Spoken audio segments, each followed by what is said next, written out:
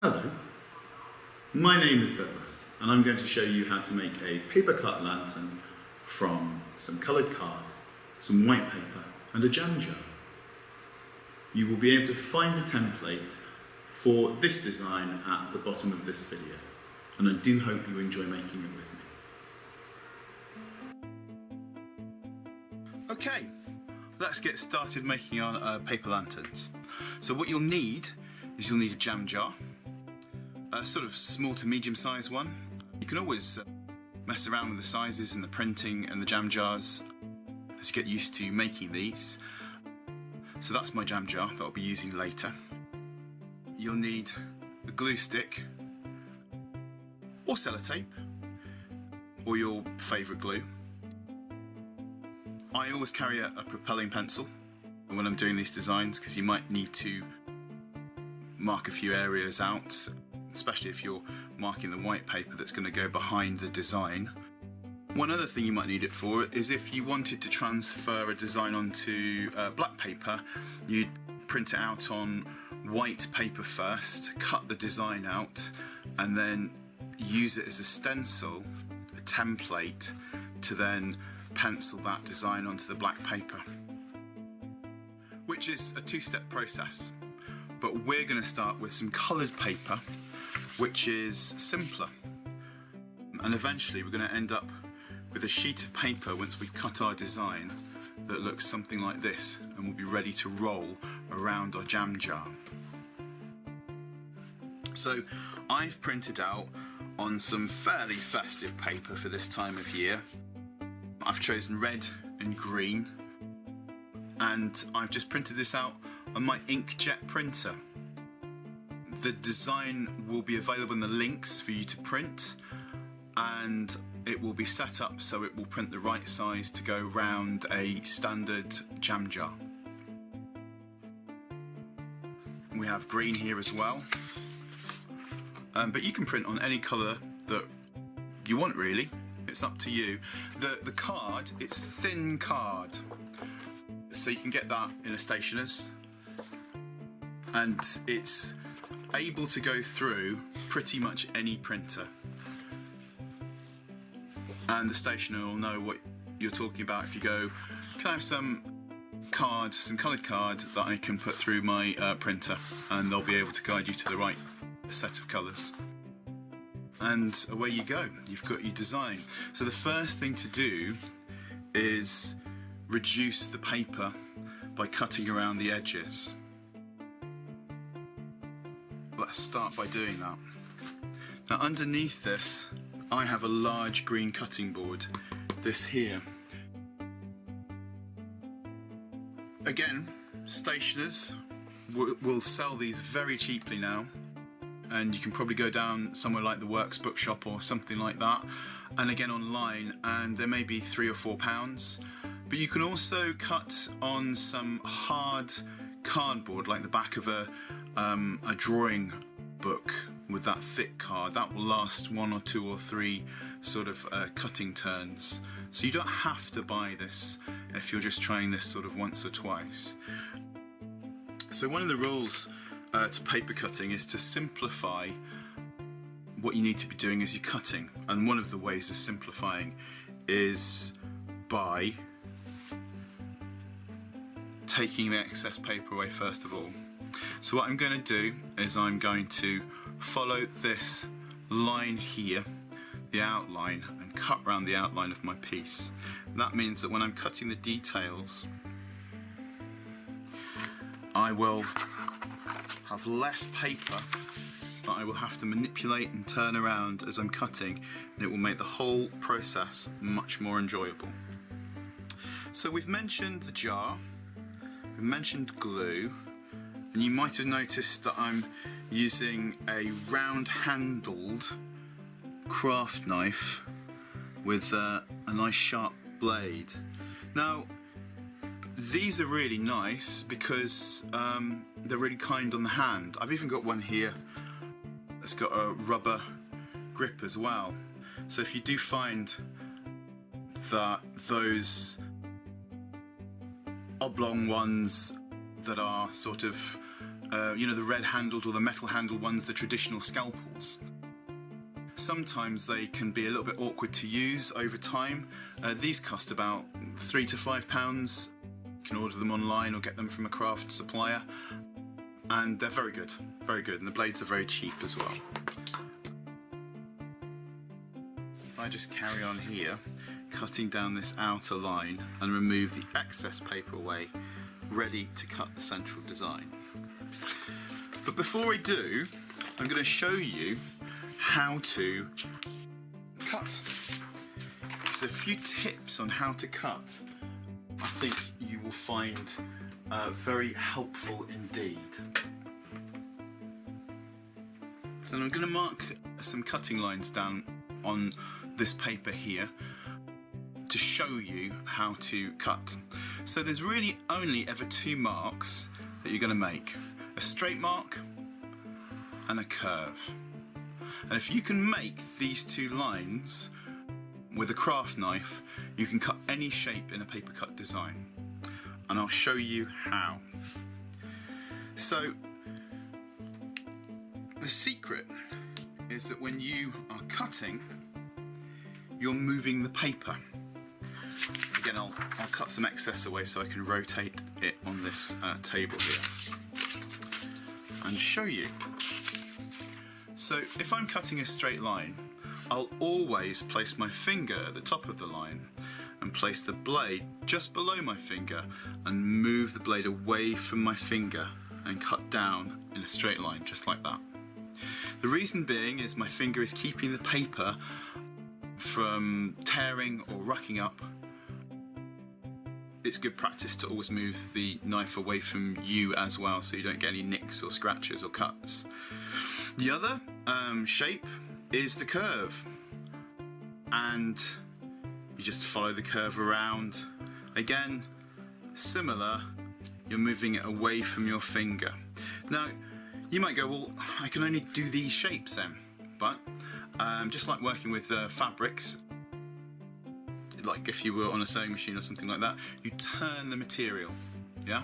So if I want to do a leaf shape, cut out a large leaf shape, I turn it until I get the next curve that I would like, and place my finger at the top, and then move my knife down, and then I've got my leaf shape, yeah? You'll need to practice this a few times first, but once you get the hang of creating shapes just with these two movements, it will open up a lot of possibilities with the paper cutting.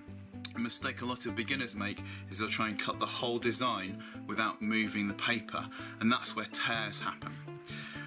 So if I was to turn this line into a triangle, I'd simply cut two more identical lines, and the movements that I'm making are just exactly the same all the time.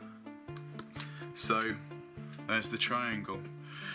So the movement is always away from the finger and down, and you hold the knife a bit like a fountain pen. See, a nice angle. Don't hold it too steeply, and rest your hand so you've got some support. And when you're moving, you sort of draw your elbow away.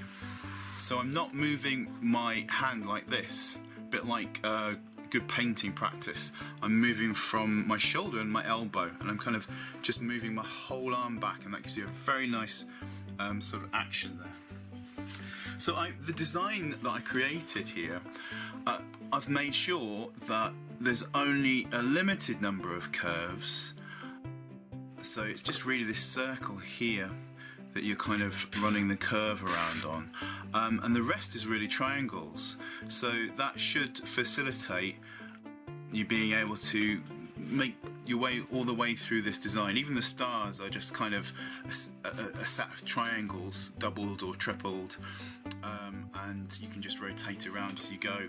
So as long as you can cut a straight line and a curve, you'll be able to do this whole design.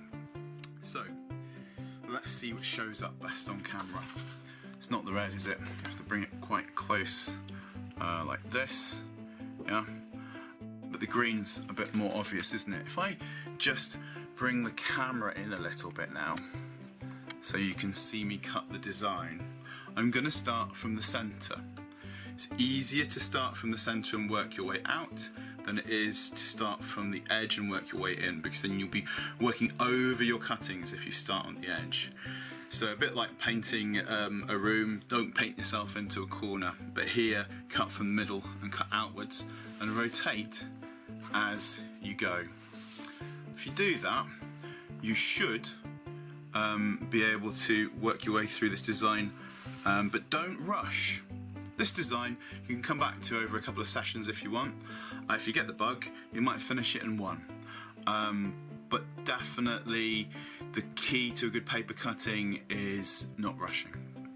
So what I'm going to do is I'm going to cut my first line here, and then I'm going to rotate, and I'm going to cut exactly the same line, and I'm just following the outline, the stencil that I've printed out.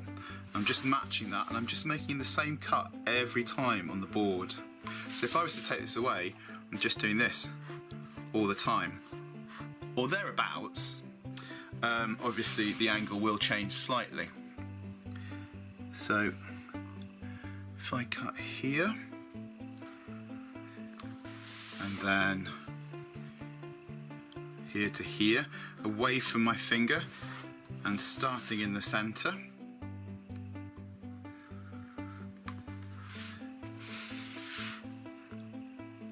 And I'll repeat again, and again, and one more time, and we should be able to cut our central star out. There we are.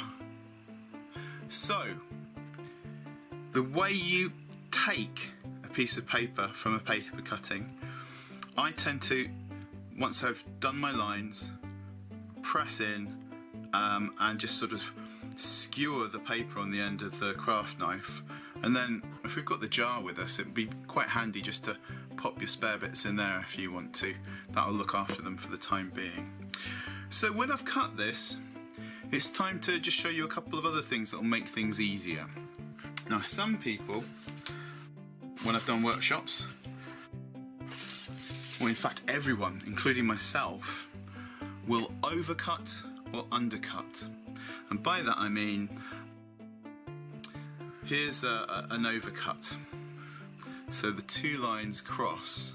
So if I'm cutting a triangle out, I'm going to have overcuts, just like that. And they just make your design slightly weaker and obviously could tear, but they're not, and I'm exaggerating them here, but they're not as problematic as undercutting.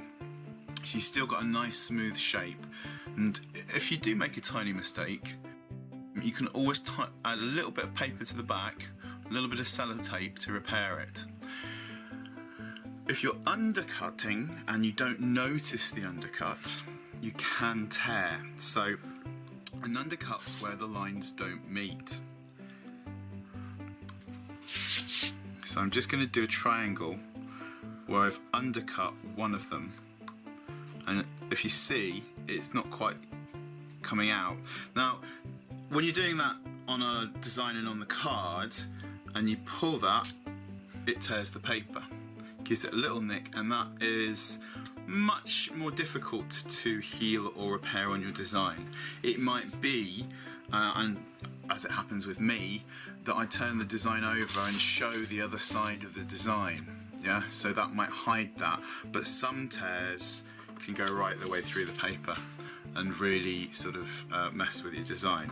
So the trick to not tearing the paper is to err on the side of overcutting. If you're going to make a mistake, overcut rather than undercut.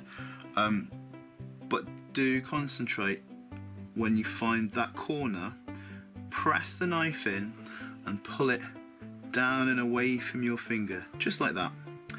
And then lift the knife up, turn around the design, and then place your knife, a bit like a fountain pen again, find the corner, and you'll get used to sensing where it meets the other cut line, and then just press slightly before you start cutting, and that will press it into the paper and begin the cut, and then you're simply drawing away, and you just repeat.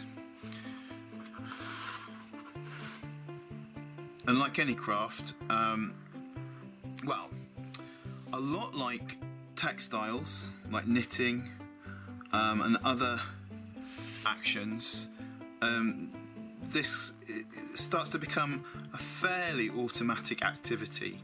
So it's quite pleasant to put the radio on, listen to something in the background as you're creating your design. Here we go. Just carrying on making these cuts as we go.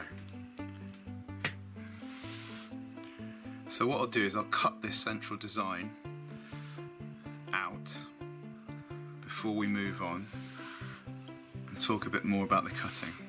It's become very natural for me to sort of just meet these corners without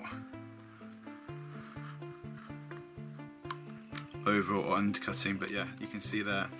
So if you do have something like that, just very gently and carefully go over the line again, and then place your knife in and see if it comes out. If it doesn't, don't pull it, just run over the lines again like that, and off you go.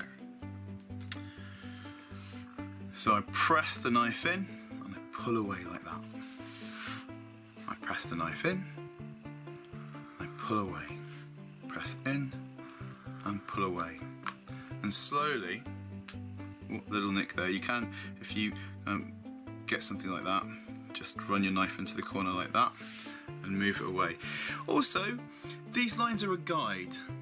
Don't worry if you come off the line slightly.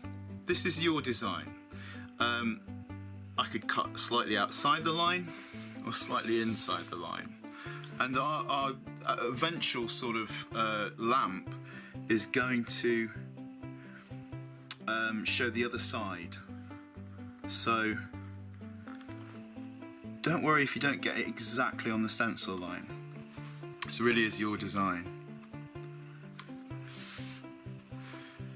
And this design also should teach you the principles of the type of geometry that you might use in paper cutting, particularly how to use triangles to create a large design. And you can then apply these techniques that you've used to your own design. And I would recommend to experiment with freehand paper cutting, because that is quite good fun. And once you've got a few patterns, it's a bit like doodling really. You can just build the design. You don't really even have to think about it. You just let the design build itself.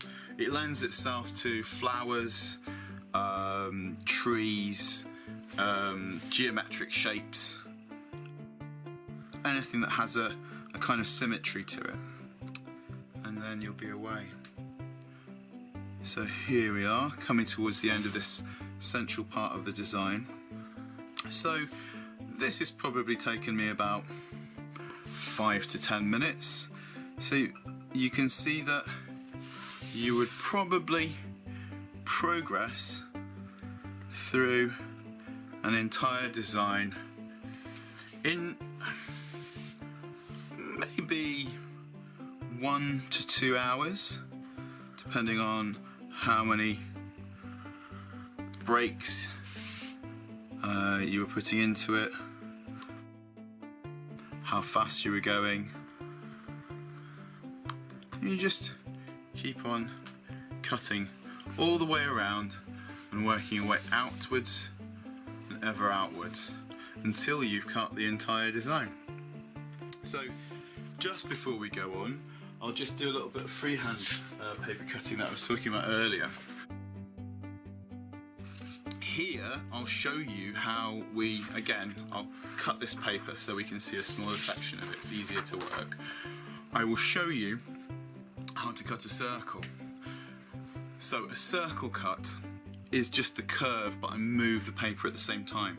So I'm running that sort of ellipse curve, and as I run that ellipse curve, I am turning the paper at the same time. Yeah, so this is me making the circle. It's a combination of turning the paper and curving the knife. And on this one, this is perhaps one of the only sort of moves where I would suggest that you might not be moving from the elbow, you might be moving from the wrist here, just to get that sort of tightness, and then that produces that circle shape. So just going over that again, it's a combination of running the curve and moving the paper, running the curve and moving the paper. If you don't move the paper and you move your wrist, you can get into all sorts of sort of tangles, and that's where rips will happen. So I'll just build up. I'll add some triangles in now around this design and see what happens. So all I'm going to do is surround that circle with a number of triangles. I mean, it's my hope that once you've played with the template, you will start, if you enjoy it, playing around with creating your own designs. There's nothing to stop you drawing a design in pencil either. But it is different to use a scalpel to cut the design. You'll notice very quickly that drawing a design is a different process. You are cutting into the paper, and there's something about making that decision to cut which is irreversible. You can't rub it out. You have to move forwards, and I quite like that process of designing. It's a bit like making a sculpture or working with any object that you're locked in then, aren't you? So here we are, a couple more triangles, and then we'll see what we can do next to let this feed out. What I might do as well is put together a practice sheet with the ellipses and triangles so you can try yourself as well. So I think I might show you a combination between a triangle and an ellipse to get a petal. So this is how I would create a petal shape. So you do the two sides of the triangle, and then you run an ellipse around the outside of that triangle, and then that creates a kind of leaf design. I wonder if I've got something I've been working on earlier here. You can see how you start with a circle and you just add triangles and ellipses, and this will eventually be a flower scene that I'm creating here. So back to the main design. You will end up with a design just a little bit like this.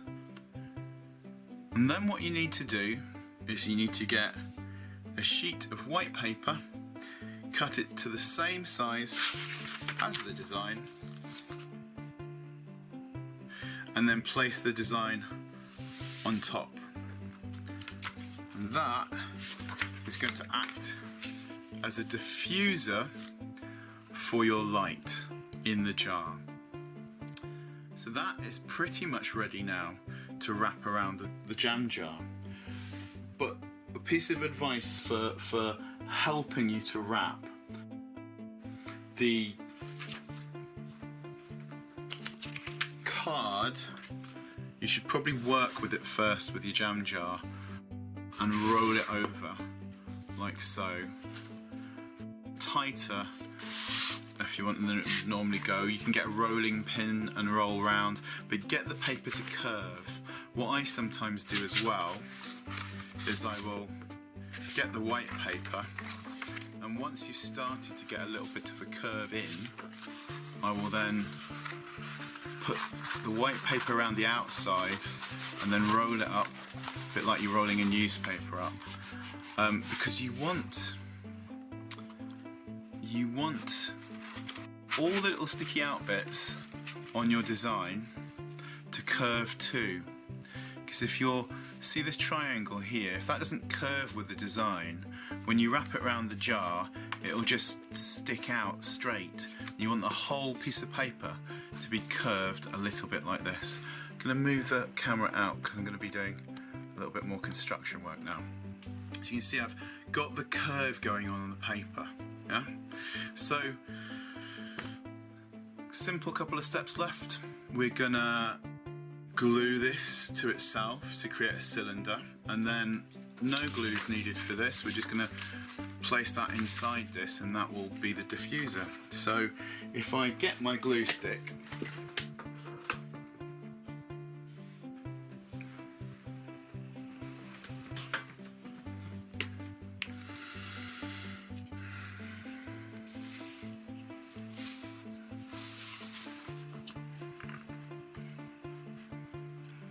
just along the edge here. You may prefer to do it with sellotape. You could even staple it. You could even use a couple of paper clips.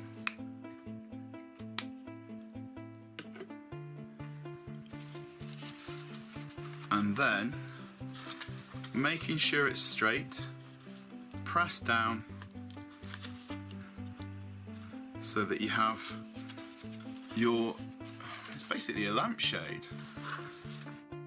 And indeed, I do lampshade designs. And then if you use a good quality glue, it will stick pretty fast. I've had problems when I've used PVA because it doesn't dry quickly enough. It's good for fabrics, and it's very strong once it's dried, but you do kind of need a quick drying one, otherwise you're just stuck here holding it for half an hour. So I then get the white paper and I put that inside, just like so. There we are. And then finally, I get my jar, I place it over my jar, like this, and then this then gives me the ability to put a night light in here and light it from the inside. I've got one on the table here, you might have noticed this earlier. I've got a sort of colour changing electric light underneath. You can use a variety of lights. I would be careful about using naked flames. If it's outdoors in the summer and you're making one of these, then I think that's fine. But it is paper, it's quite flammable. If it tipped, it could be a fire risk.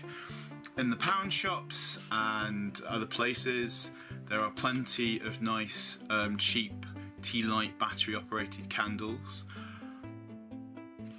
I also get USB lights, little lights you can plug into battery packs and stuff like that, and I like them because they're reusable, so I don't feel like I'm buying plastic and disposing of it. But the main thing is, make sure that you are very careful about using naked flames. Go for LED or battery lights, or even a little torch, and just pop the torch in. I think I even have one on my bookcase actually. So if I just get a torch like this and then shine that on the inside, then obviously the night light starts working. I just need to leave that in the jar. So you can imagine if you had these on your doorstep, you could leave the torch in there and off you go. I might even turn the light out and see if that's just improvise away. Yeah, that would work.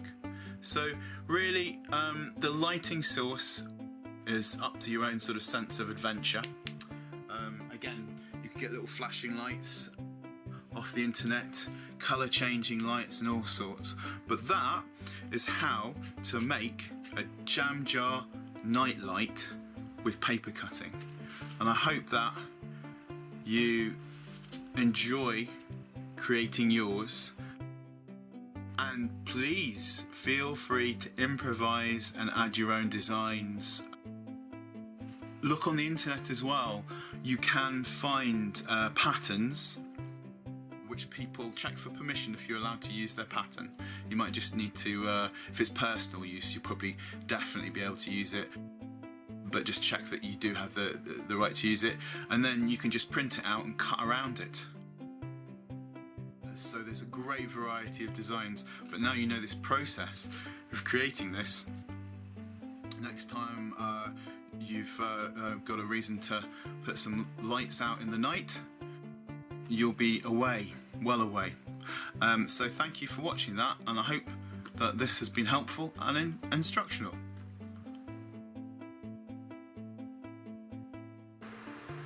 Well, there we are. You should now have everything that you need to make your own lanterns and some ideas about how to go ahead and make your own designs. Remember, there's lots out there in libraries and on the internet, so have fun, be creative. And I do recommend having a play with the freehand paper cutting as well. Thank you.